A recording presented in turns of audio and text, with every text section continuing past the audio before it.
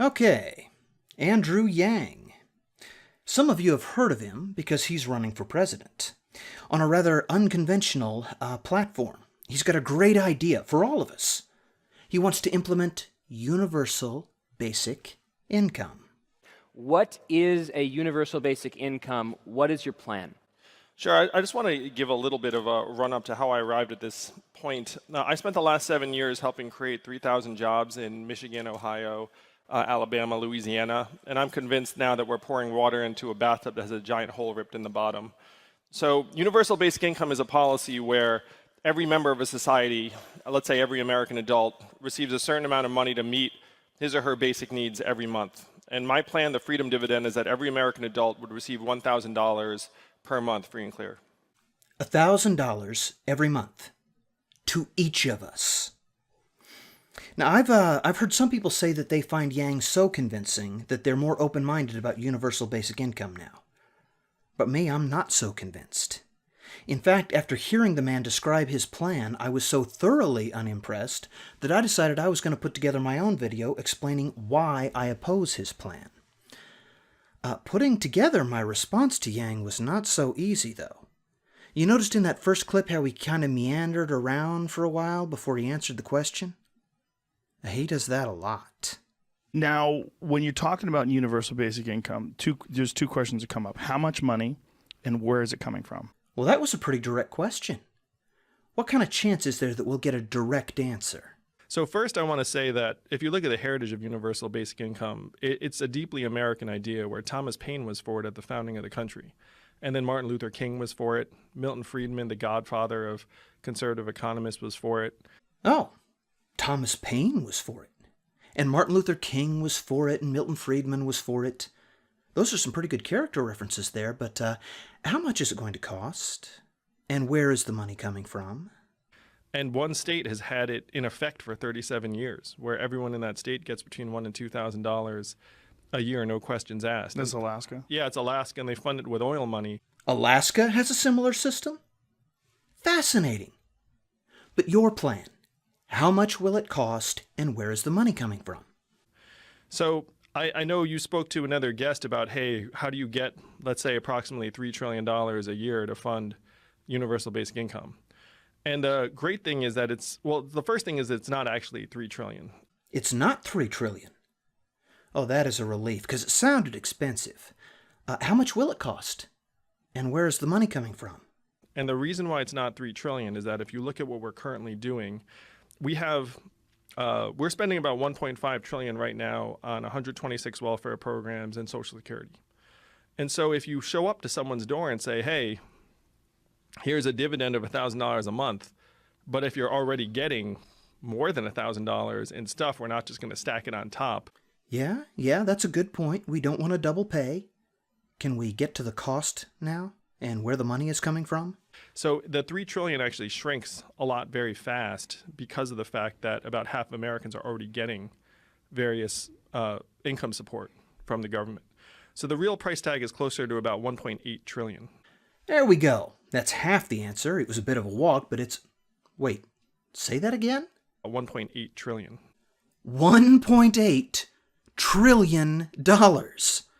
Now, for context, the entire U.S. economy is now $20 trillion, up $5 trillion in the last 12 years, and the federal budget's $4 trillion.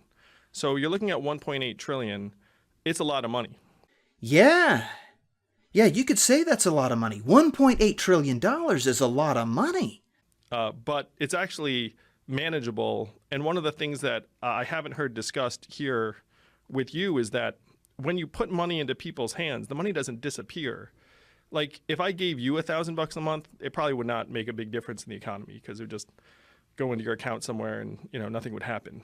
But we all know that right now most Americans are living paycheck to paycheck. 57% of Americans can't afford an unexpected $500 bill. So you put $1,000 a month into their hands, it's going to go right back into the economy. Oh, that's real interesting. This $1.8 trillion, where are you getting that from? I'm still waiting for that. They're going to spend it on food, child care, car repairs they've been putting off, the occasional night out. It's important to list some of the things that people might buy. Where are you getting the $1.8 trillion from? And then all of those businesses end up hiring more people, and then we end up getting some of the money back as tax revenues. So of the 1.8 trillion, we're going to get back, let's call it 400 billion in new tax receipts because everyone's going to be spending more money.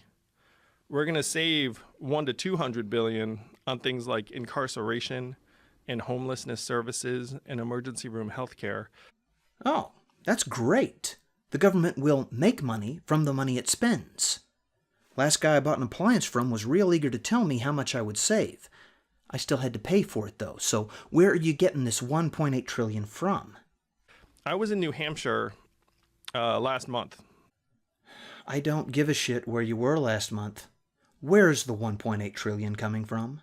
And a prison guard said to me, this is a prison guard, he said we should pay people to stay out of jail because we waste so much money when they're in jail. Really? A prison guard told you that? You know, I've known prison guards. I've had good friends who were prison guards, and they would shit all over that idea. Where is the 1.8 trillion coming from? So if you imagine a society where everyone's getting $1,000 a month, that's like it's a great incentive to try and stay out of jail because, you know, you stop getting it if you wind up in jail.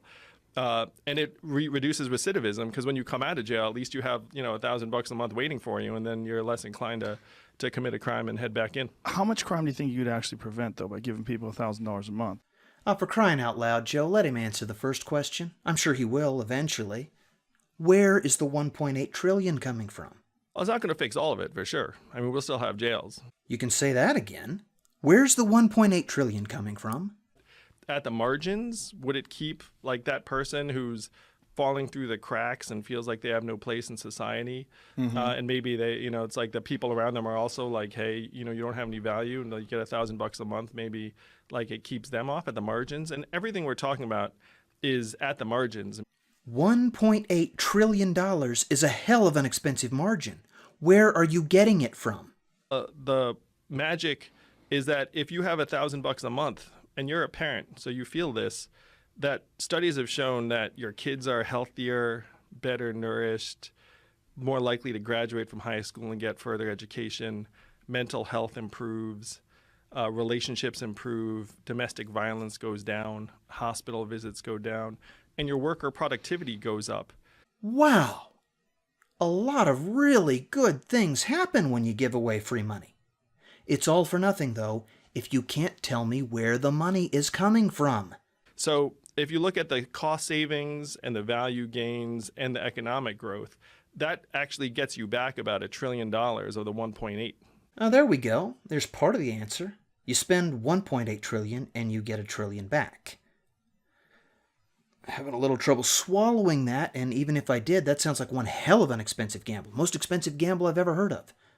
Do we really want to roll the dice on that? And the way you get the last 800 billion or so is related to what we think is happening with AI and all these advanced technologies. Bueller. And so what we need to do is we need to put in a new tax that actually gets the American public a slice of every robot truck mile, Amazon transaction, Facebook ad. And every other industrialized country already has this tax. It's called a value-added tax. And because our economy is so vast at 20 trillion, a value-added tax at even half the European level generates about 800 billion in new revenue. And that gets you all the way there. Okay, see, I believe that you can get that 800 billion. And I even support your method of getting it, which doesn't mean I want to throw it into the wind. But you can get it. The 1 trillion that we just save? Consider me skeptical. Anyway, the real reason that we need to adopt this dubious plan immediately is because of robots. It's the age-old story of man versus machine. Automation is going to displace so many jobs that we need to have a plan in place to support people. So a radical solution like this seems to at least imply a radical problem. So I want everyone here to reflect, why is Donald Trump our president today? And the reason why Donald Trump is our president today is this. We automated away 4 million manufacturing jobs in Michigan, Ohio, Pennsylvania, Wisconsin, Missouri, Iowa, all of the swing states that he needed to win. And now we're about to do the same thing to millions of retail jobs, call center jobs, truck driving jobs, fast food jobs, which are unfortunately the four most common jobs in the economy. I have many friends in Silicon Valley who are working on this, who know full well that this trend is about to accelerate. So if we don't wake up and start implementing meaningful solutions to the fact that we are going through the greatest economic and technological transition in the history of the world, then we are doomed to much, much worse than Donald Trump. It's interesting that he frames that in terms of Donald Trump. He could just as easily get his idea across without alienating a lot of potential voters who currently support the president. I guess any idea can be improved upon by shitting on Trump, though. I'm a very data-driven guy. The opposite of Donald Trump is an Asian man who likes numbers. He really spends a lot of time worrying his audience about the impending robot revolution. It's actually the case that robots started arriving in the American economy around 2000 and started displacing large numbers of manufacturing workers from then till now. So if you look at the numbers, American manufacturing workers went down from about 17 million to 12 million between 2000 and 2015.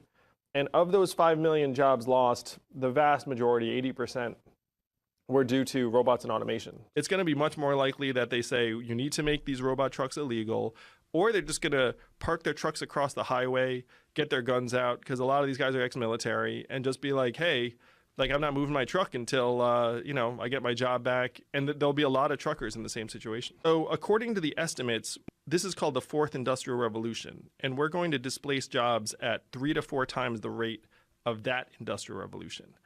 And that industrial revolution included mass riots. So thinking that this one will not strikes me as really, really optimistic and perhaps unrealistic. The robots are coming to take away all of our jobs. And if we don't put Yang's plan in place immediately, there will be blood on the highway. Yeah, no scare tactics here, huh? This robot revolution is his main selling point. But the robots are not the only thing that universal basic income will ward off. There have been studies as to what happens to your mind when you can't pay your bills. And so what it does is it actually constrains your bandwidth to a point that your functional IQ goes down by 13 points. So what we're doing right now, Joe, is we're actually making our population less rational, less reasonable, more impulsive, more subject to bad ideas, nastier, more subject to things like racism and misogyny too, because it turns out what happens with most of us is you need executive functioning to resist like racist and misogynistic impulses. Oh, wow. Free money is like panacea for all of society's problems. My only question is, are you sure $1,000 a month is going to be enough? $1,000 a month isn't even enough money for most people to pay for their rent. Well, the great thing is, again, this $1,000 is yours no matter what. Ooh, you get $1,000 no matter what, even if it's not enough to pay for your rent. What a plan. So right now, let's say you're doing a normal job. No, let's not say you're working a normal job, because that's not what this plan is for. This plan is to help people who will be out of work on account of the robots. So let's say you're working no job. What then? I'm pretty sure that was Joe's question. Is there an answer? So if you make $1 million a year, you still get $1,000 a month. Yes, you do. I mean, it's opt-in, so you could opt in and take it, which most Americans would, because it's still $1,000 a month. Yeah, people get greedy. Whoops. Switch topics there. We're not going to get an answer because Joe isn't going to press the question. Instead, we're going to move on to the topic of millionaires getting the money too. Let's try that again. Okay. It's going to give them some money, $1,000 a month. But where do they go from there? I mean, how do people exist on $12,000 a year? Like, what do they do? Like, how do they adapt to this new world? Right. So the first thing you have to do is you have to look at what lies ahead if we do nothing. No, that is not the first thing we do. Because if your plan is as good for the economy and as good for society as you claim it is, then you shouldn't have to rely on the scare tactics. Don't tell me that the big bad wolf is coming. Just tell me how universal basic income works. So the way it's going to play out is that self-driving trucks are slowly going to start hitting the highway.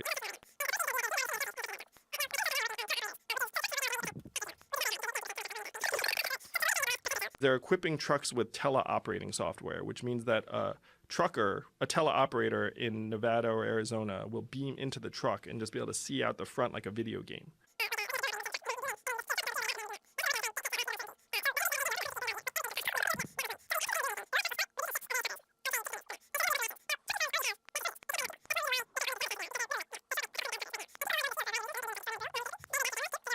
Something like 88% of truckers have an early marker for chronic disease, like like substance abuse, diabetes, obesity, high blood pressure, something along those lines.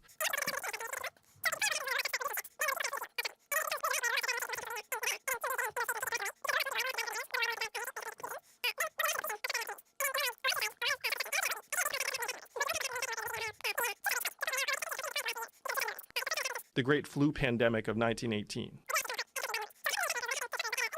So you'll see truckers going home and drinking themselves to death, or doing drugs and overdosing or killing themselves.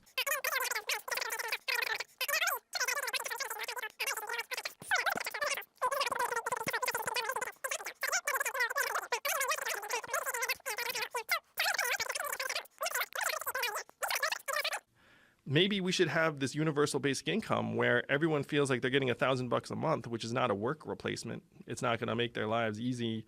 They still need to work, but at least it takes the edge off. It takes like the existential threat off. And also their kids getting it, so they feel like, okay, my kid actually has some kind of path to the future. That's your answer? It takes the existential threat off? No mention of where a new job is coming from? Maybe we should have this universal basic income where everyone feels like they're getting $1,000 a month, which is not a work replacement. It's not going to make their lives easy. They still need to work. It's not a work replacement. But I thought the whole point was that these people are going to need something to replace the jobs that they're going to lose. Well, maybe we should try to prepare these people for other careers. Now, are there other alternatives that you've considered other than just universal basic income, like educating people about this being a real issue and perhaps pushing them or directing them towards other occupations? Yeah, so that's the recipe that most people are attracted to. So I just want to unpack the numbers a little bit more so people have a sense of it. I was just with a bunch of truck drivers in Iowa last week. Oh, for God's sake. And there's a guy, Dennis Bogaski, that gave me a ride from Altoona to Grinnell in Iowa, where I've been campaigning. Yeah, you're a real man of the people. We get it. Answer the question. And the truth of it, Joe, is that there are 3.5 million truck drivers in this country right now. It's the most common job in 29 states. And the average trucker is a 49-year-old guy with a high school education, maybe ex-military like Dennis was, and they're making like $50,000 a year. So then if you say, hey, I'm going to retrain 500,000 truck drivers, for what exactly is like issue number one. Right. And that these guys didn't love school 30 years ago. It's not like driving a truck has made them really excited about the idea. Good point. Truckers can't learn anything new. They didn't like school the first time. When you become a trucker, you'll never be anything else.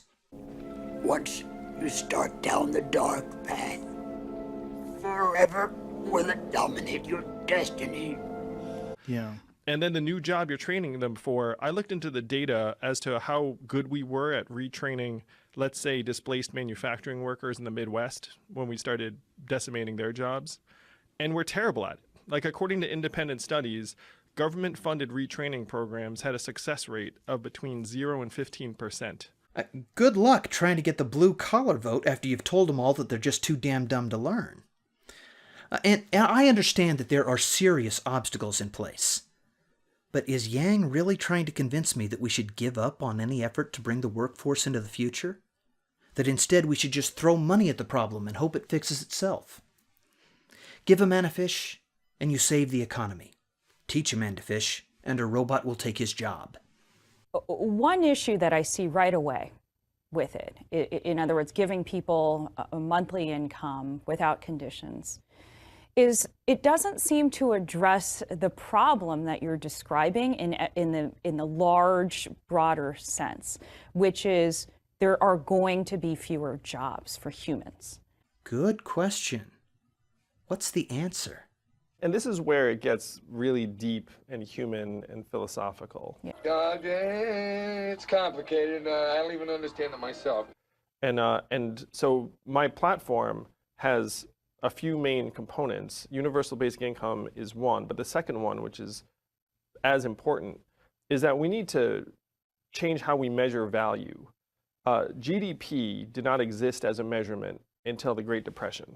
And then things were going so badly that the government was like, we have to have a measurement to see how things are going and then try and improve it. And that's now a terrible measurement. Really?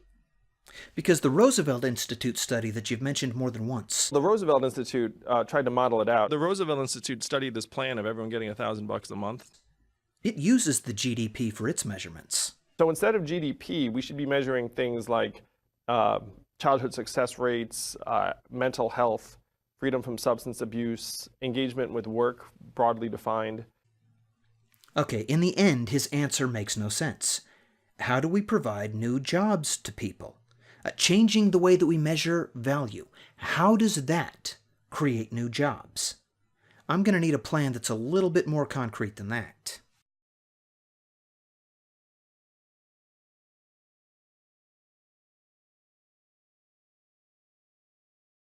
Well, the great thing is that every dollar goes into the hands of an American consumer, and then the vast majority is just going to be spent and circulated through the economy. So it would actually grow the economy. Yeah, That's the hope. The Roosevelt Institute tried to model it out, and you probably saw this, where they found that universal basic income at $1,000 a month, which is what I'm proposing in my campaign, which we've called the freedom dividend, would grow the economy by 4.6 million jobs. How? Your plan isn't giving entrepreneurs a lot of startup cash. It's like if you're in a town in Missouri with 50,000 people, and let's say you really like to bake, but starting a bakery is a dumb idea because people just do not have money in that town to buy your baked goods. But then I pump $60 million a year into that economy, and a lot of that just circulates right there in that town. Then if I start a bakery, it's a good idea. Okay, to fund new businesses, you would have to give money to people who will start new businesses. Giving money to potential customers doesn't help start a business. And so what if it does? Who are these new business owners giving these jobs to? The truckers that you can't retrain? This is a pretty thin plan to provide new jobs. And we helped create about 3,000 jobs in Detroit, Cleveland, St. Louis, Birmingham, New Orleans, other cities around the country. And I saw that we're pouring water into a bathtub that has a giant hole ripped in the bottom. And that for every 5, 10, 50 jobs that my entrepreneurs are going to create, we're going to lose 5, 10, 50,000 jobs. That's a lot of jobs. You're trying to sell me that your universal basic income will bridge that gap? And even if you are creating new jobs, the truckers that you're so worried about, they're not going to be the winners of this plan. Would you rather employ a 50-year-old former truck driver with health problems who got some certificate program? Or would you rather hire a 25-year-old kid who went to community college, is probably cheaper, has lower expectations, and his skills are natively going to be a little fresher? I mean, if you were an employer, you'd probably choose number 2.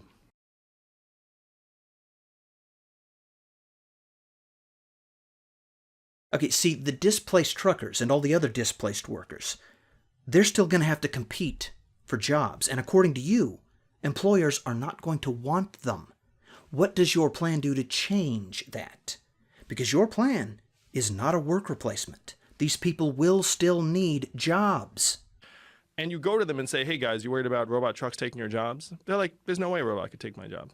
Like that's like totally matter of fact. They're like, this is not something that they worry about.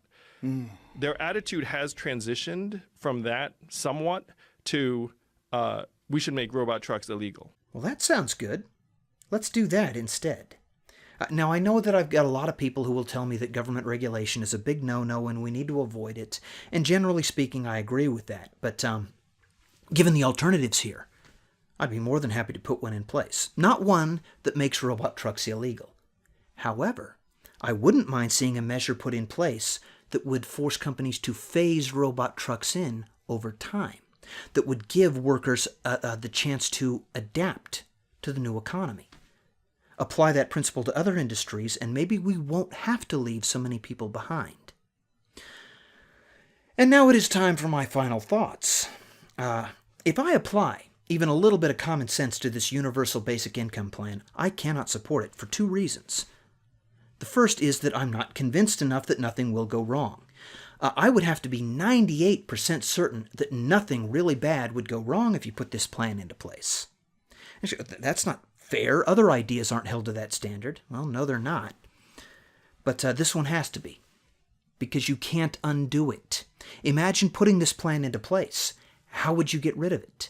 How many politicians, even if there's some economic catastrophe, how many politicians would be willing to be the person who wants to take $1,000 a month from every working American?